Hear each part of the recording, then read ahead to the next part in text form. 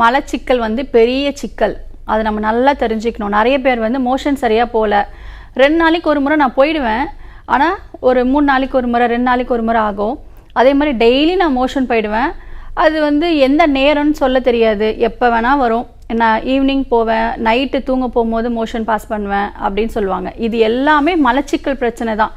இப்போ டெய்லியே நான் மோஷன் போயிட்டேன் அப்படின்னா கூட காலை வேளையில் நம்ம தூங்கி எழுந்த உடனே நமக்கு தானாக மோஷன் வரணும். அப்போ தான் நம்ம உடல் ஆரோக்கியமாக இருக்குது அப்படின்னு அர்த்தம்.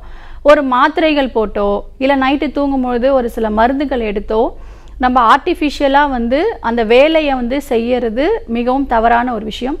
பிரச்சனை இருக்கிற காலத்தில் மட்டும் அதை நம்ம சரி பண்ணிவிட்டு அதுக்கடுத்து உணவே மருந்து அப்படிங்கிற கோட்பாடெலாம் நம்ம வாழ்க்கையை மாற்றிக்கிட்டோம் அப்படின்னா இந்த பிரச்சனைகள் திரும்பவும் நமக்கு வராது. மலச்சிக்கலுக்கு நிறைய காரணங்கள் இருக்குது. அதில் ஃபஸ்ட்டு பார்த்துக்கிட்டோம் அப்படின்னா நம்ம உணவு தான். நம்ம உணவில் நிறைய நார் சத்து உள்ள உணவுப் பொருட்கள் எடுத்துக்கணும். அதனால் நம்மளோட செரிமான சக்தியிலிருந்து நமக்கு ஆரம்பிக்குது. மலச்சிக்கல் அப்படிங்கிறது மோஷன் சரியாக போகல அப்படி தான் நினைக்கிறோம், ஆனால் நம்ம சாப்பிடக்கூடிய உணவுலேருந்து நமக்கு ஆரம்பிக்குது. அப்போது கீரை, காய்கறி, பழங்கள், நார் சத்து உள்ள உணவுப் பொருட்கள் நிறைய எடுத்துக்கணும். இப்போ நார் சத்து எடுத்தோம் அப்படின்னாலே மோஷன் தானாக ஃப்ரீயாக வர ஆரம்பிச்சிடும். எந்தெந்த காய்கறிகள் எல்லாமே பச்சை நிறத்தில் இருக்கோ அதில் நார் சத்துக்கள் மிகுந்த அளவு வந்து இருக்குது. ஸோ அடிக்கடி நீங்கள் அதை எடுத்துக்கணும். அதுக்கு அடுத்து கரெக்டான நேரத்தில் வந்து உணவை எடுத்துக்கணும்.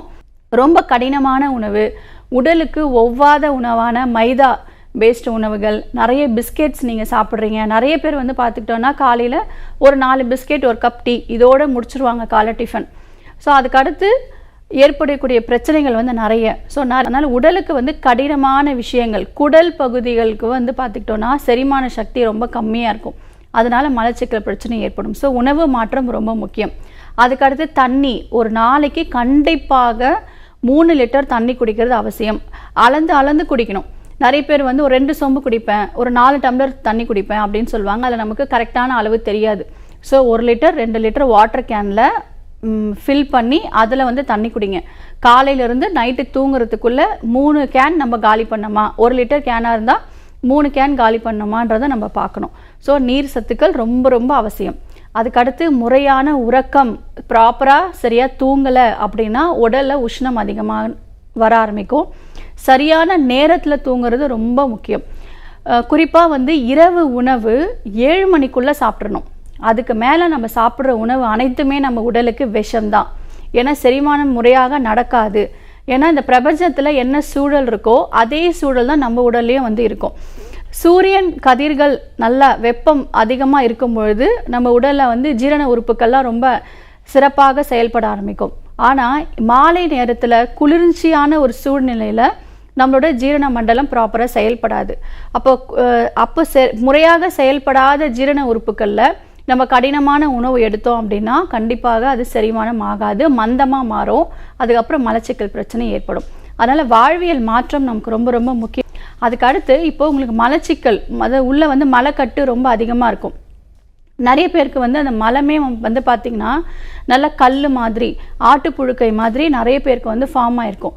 அதே மாதிரி குடலோட அசைவு தன்மை கம்மியாக இருக்கும் பொழுது தான் இந்த பிரச்சனை வந்து ஏற்பட ஆரம்பிக்கும். அப்போது இப்போ ஃபஸ்ட்டு நீங்கள் என்ன பண்ணுங்கன்னா தொடர்ந்து 7 நாட்கள் விளக்கெண்ணெய் குடிங்க. ரொம்ப சிம்பிளான ஒரு முறை தான், ஆனால் எக்ஸலண்ட்டான ரிசல்ட் நீங்கள் பார்க்கலாம். நைட்டு சாப்பிட்டுட்டு தூங்க போகிறதுக்கு முன்னாடி ஒரு 30 ml விளக்கெண்ணெய் குடிங்க. நெக்ஸ்ட் டே உங்களுக்கு மோஷன் ஃப்ரீயாக போக ஆரம்பிக்கும். அதுக்கடுத்து 8வது நாள்லேருந்து நில ஆவாரை இல்லை பொன் ஆவாரை அப்படிங்கிற மூலிகை நாட்டு மருந்து கடைகளில் கிடைக்கும். அது டெய்லி வந்து ஒரு 5 கிராம் வெந்நீரில் கலந்து எடுத்துக்கோங்க. கண்டிப்பாக உங்களுக்கு இந்த பிரச்சனை முழுமையாக தீர்வு கிடைக்கும்.